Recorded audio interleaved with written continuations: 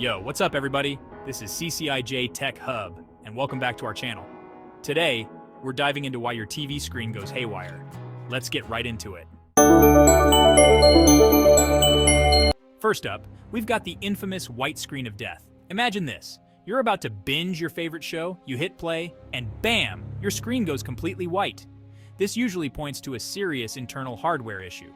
First, try restarting your TV. Unplug it, wait a few seconds, and plug it back in. If that doesn't work, call in the professionals. A technician can diagnose and fix the problem. Tackling those pesky vertical lines that plague TV screens. They indicate a display panel problem. Check cable connections and reseat ribbon cables.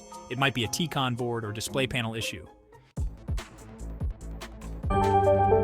Let's talk about screen shaking and flickering.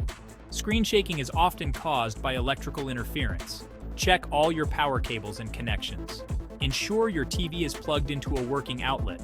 Move other devices away to avoid interference. If it persists, consult a technician.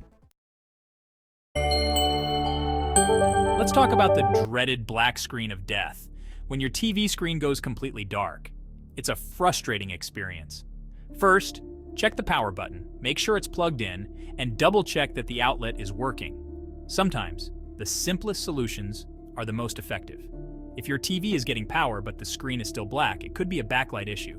The backlight is crucial for illuminating the screen. Another possibility is dead pixels. Dead pixels are tiny spots on the screen that don't light up. If you suspect a backlight issue, you might be able to replace the backlight components yourself. Let's talk about screen burn-in, also known as image retention. This can be frustrating for TV owners. It's when a static element gets burned into your TV screen after being displayed for too long. To prevent it, avoid static images and use screensavers. Vary your content regularly. Some TVs have pixel shifting features to help even out pixel wear. The best way to deal with screen burn-in is to avoid it in the first place. So there you have it, 5 common TV screen malfunctions and how to troubleshoot them. Sometimes a simple fix like checking cables or restarting your TV can work wonders. Let me know in the comments. Thanks for watching.